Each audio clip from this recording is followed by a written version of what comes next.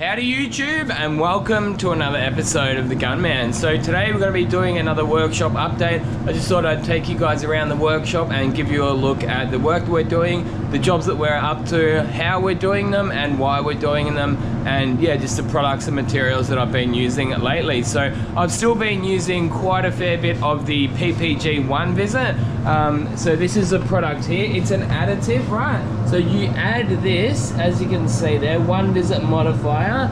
We've got a standard, ST stands for standard, and then you've got the other one which is HD, which is hot and dry.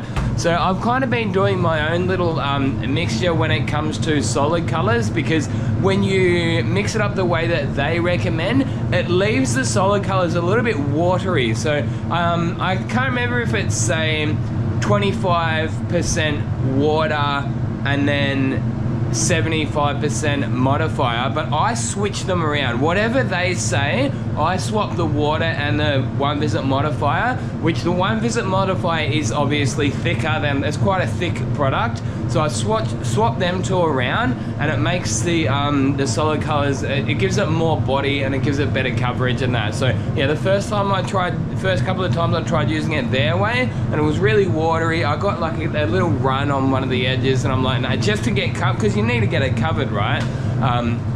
But yeah, look, I've been using the One Visit modifier for a good 6 months now. I'm a big fan of it. In fact, like, I can barely even believe it, but I actually think it's nearly better than Stando Blue.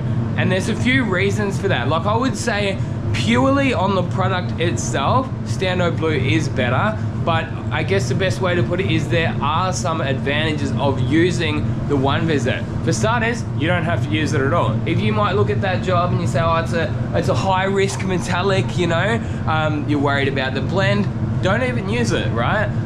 But then if you do, well, obviously, like, that's an advantage in and of itself. And yeah, there's a few other advantages, like say if you do find, let's just say you use the One Visit modifier and then you find something that you need to fix, you won't get this profiling, which you will with Stando Blue and the Axe Ultra product. So with Stando Blue, if you find something and you like puff it in, and then when you go to clear it, all the gloss will just die back. So it wasn't an issue that I came across too many times, because I was always pretty much on point with my prep, but occasionally you would get something that you do need to fix in your base coat, and you can say goodbye to your gloss. So occasionally, depending on the car, you just have to paint it that first time, sand it back, flow coat it, because you know where the gloss is going and it's going out the window. But yeah, One Visit modifier, big fan of it.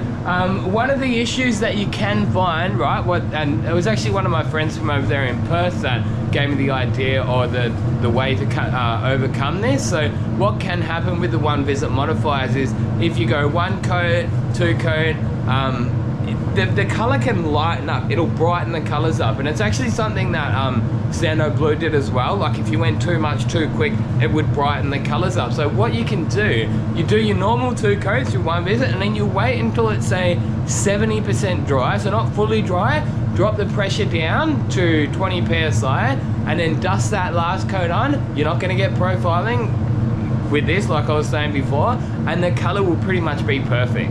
So yeah, that's one thing that I was sort of finding, is that some of the colors weren't quite replicating. So hopefully some of those tips will help you guys, but let's have just a bit of a walk around the shop. So these are some parts that I painted yesterday, obviously off a Sol Red Crystal Mazda 3. This is the last booth load of parts to go for this job. Come up nice and clean. However, I did get some chunkers in my wet on wet. So I gave it a short bake, like a 10-minute bake at 70 degrees, and just gave it a bit of a 1500 just to get rid of the nibs. I found quite a few in this part here and the front bumper. However, the rear bumper and tailgate, I actually primed them separately, because, well, I got the same thing. I was going to paint these, got the wet on wet down. I'm like, nah, that looks terrible. So I just put an extra couple of coats on, baked it out, sanded it, and went over the top. But yeah, nice clean jobs. Yeah, and I'm really happy with like the finish, like the gloss level, the orange peel, like pretty much ticking all those boxes when it comes to these. I actually had not done one of these for quite some time. It had been, it feels like it had been 3 to 4 months since we've done one of these. While we're up this end of the shop, I guess I'll give you guys a look at the spray guns that I have been using lately. So yeah, still heavy on the DeVilbiss for base coat. Still using the Pro Light. So this is my Gunman Edition Pro Light TE20 1.3. This gun has been my wet on wet gun, so sealer in America. Yeah, TE20 1.3, so wet on wet, and 2K direct gloss. So any direct gloss I'll put on with that as well.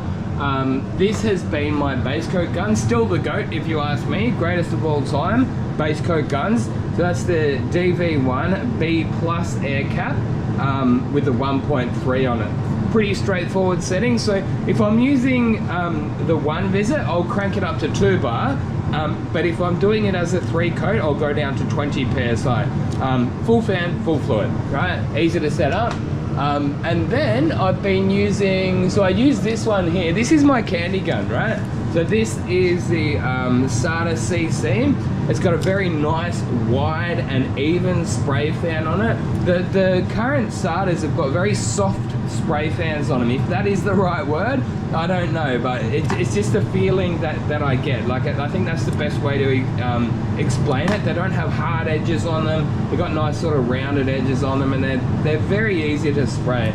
So anyone getting into the industry, I mean, yeah, if you can justify the price, you can probably hardly go wrong with a SATA these days. And for the final clear coat, I've been using this one here. So this is the latest from SATA, but honestly, this gauge has been sort of playing funny buggers with me. It hasn't actually broken, but sometimes you'll plug it in and the numbers will be all wrong on it. So a little bit let down. I just feel with this one here, look, just get right the essentials, right? I don't need to know if you tap it, you think you can tap it twice and it cycles through the different settings on it. But like, I don't need temperature. I don't need to know how many times I've pulled the trigger. Like there's a thing on this gauge that tells you how many times you pulled the trigger. It is useless, right? Instead of focusing on all that stuff that we don't need, there you go, it's told me how many hours, like I don't know, is that how many hours the gauge has been on? Because I swear I have not used that for 7 hours. 409, because what will happen actually, I've noticed it'll be sitting up here and it'll rattle because the booth is sort of, you know, on sometimes, and it'll rattle like that and the gauge will go and turn itself on. So that's potentially part of the 7 hours, right? Again, I don't need to know every time it's been on. I don't need to know how many times I've pulled the trigger. And there's another setting there, but look, they've got an app for it. I think just above and beyond what anyone would ever need, like useless information. But I love the spray gun, like it sprays really well. So underneath it all is a great gun. 1.2i is the spray gun, but is that any different than your standard SATA 5500? You know, no, it's not. So yeah, I don't know if I could justify the extra money for the X, but what's underneath there is a great gun. What actually happened yesterday is I started to spray the tailgate with this gun here. This doesn't happen very often, but I walked in there, I sprayed the tailgate, I'm like, oh my god, man, like after using that SATA X for, you know, say 3 weeks, 4 weeks, going back to this, I'm just like, man, that is rough. I walked back out here, bang, plopped that on the bench, grabbed the SATA and just never looked back. I'm sorry, Segola, I really want to like your guns, but you have a bit of work to do. The spray fans are small, they're heavy in the middle. And yeah, like, so that's even a 1.2 XL, right? So it's not even their biggest. Look, I really want to like that gun, but when you're put up against the best of the best, you've got a bit of work to do, right? Anyway, let's keep walking around the shop. That's about it for the spray guns. So what have we got here? We've got a Patrol on this, and Patrol full respray on this one. One of the latest things that we've been doing on these is I used to try and sort of chop it in off this line here, but I just wasn't happy with the edges that I was getting. So I just decided to do this myself and just paint the whole rear door jamb, right? So that way you're not going to get any edge, and all you're going to have here is just one thin coat of clear. And when I paint those edges, you go like that. You don't actually sort of hard, you don't put a pass hard onto that, so that all it takes is just a quick mini buff or whatever, and you buff that edge in. And down here, I have been asked what I do down here. So we do paint the sill panel, right? And then down here, you just sort of come right off this line here, and then just loop it over there. And again, just don't overdo it with the clear. A light polish, and you got to remember where that is. That's the rear door is always going to be there. So even if there was the tiniest little edge, it's not going to be straight in the eye. Up here, you've obviously got this one here. You can just loop it up over there with your false edge. And yeah, I've also been doing the whole rear door, the rear tailgate jamb. I just find it easier, and then again, you don't have any edges.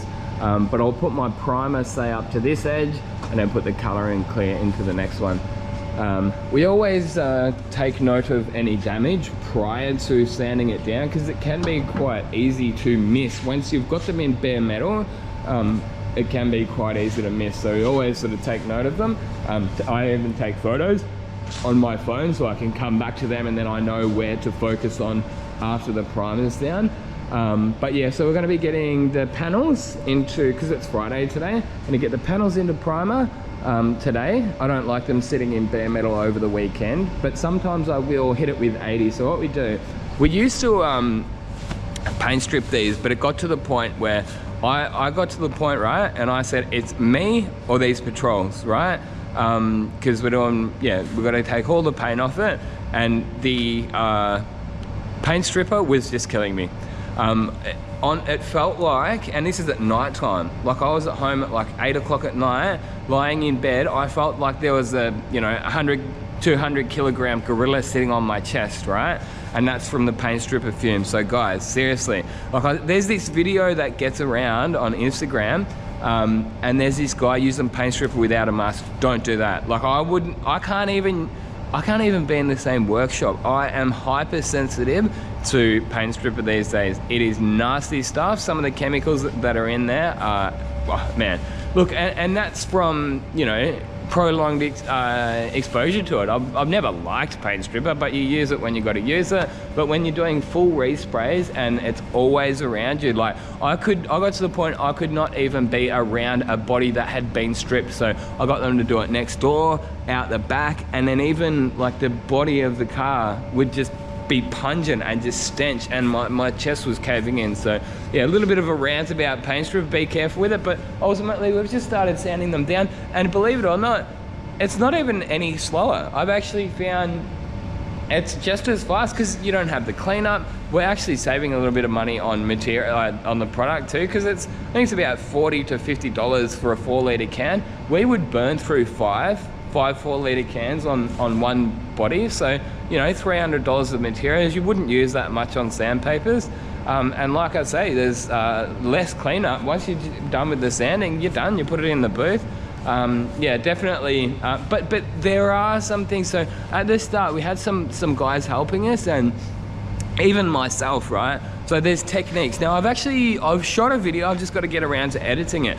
I'm doing a video on how to use an orbital sander properly, and there's definitely techniques to using it. Now you can use it up like that, but you've got to keep it moving. So look, that doesn't fit into every angle, of course. A round thing will, with the right technique, you can obviously sand it all down, but you can't hold that flat. Look at that, it's just not gonna happen. You can't hold it flat on there. So you do have to do things like this, and sometimes you just got to keep it moving and sand. You got to think about what you're doing. You're sanding that paint down, but you need to take it down in a flat manner. But what we were doing at the start, and some of the boys, and I'll say that I was guilty of it too, you feel like you're sanding it quicker when you go like that, right? But what you end up doing is you're putting these sort of half scallop shapes into the metal, and we were finding that we had some ripples even after you're blocking them, right? So look, I can look at that panel and I know that that's been sanded. So that's obviously been sanded correctly, because you don't have those sort of half scallop shapes through the entire panel. So what we've got here, this is the detailing bay. The boys will be using that today just to finish off polishing those parts. So with these Mazdas, we always buff them before we put them back together, because sometimes you can find like all it takes sometimes, they've got like a tolerance of 1 black bit of dust per panel. So if we find 2 black bits, we'll just redo the panel. Thankfully this one we haven't found anything yet, but we want to know before they go and put it together, because yeah, look, this is what I say. Like, if some people ask, oh, how did you get so good at this trade? And it's like, you know what? I've made all the mistakes. Every single mistake you can think of, I've made them. And I'm not saying that I don't make them anymore. But yeah, it's basically you implement a procedure so that you can minimize the chance of those things happening. But this is the bonnet, of course, looking nice and glassy, and this is really clean too. Like, there was 1 or 2 nibs in it, but definitely not much at all. The doors here looking nice and clean, especially considering how many layers are on there. Like, there's barely any orange peel. Yeah, much better than factory anyway, and at least we put enough paint on too. And that candy is just super smooth with that SATA CC. So I upgraded from the Pro Light to the SATA CC. Never look back as far as the candy goes. It definitely gets it on much smoother. Another thing that we've been doing lately on the bodies of the cars here is painting the entire door jamb. I personally think they were getting a little bit too pedantic with the edges. I thought they were pretty good, but they're not just pretty good now, they are perfect. Like, you cannot pick anything inside those door jambs. So what we do, we've got to like triple mask it. So obviously we mask it for what you see here to paint the entire thing first, and then we have to put 1 strip of this smooth transition tape down, and then another strip of the smooth transition tape down, and then plastic off this, because that's a separate color, and all we do is clear that, right? So we put the wet on wet primer down, then we put the color down, then we peel that first layer off, and then we put the candy down just to cover up the color and the wet on wet. That's why we've got a nice sort of smooth transition in there. And then once we get the candy down, we bake the candy, undo that last layer of plastic and the last smooth transition tape, and then we put the final layer of clear over the entire door jamb, and then you're left with the results here. So we even clear inside here, clear inside here, so there's full smooth, yeah, no edges at all. Look, my current boss, that's his thing. I've found that over the years, every one of my bosses has a thing, and you know, like that brushes off onto you, you know.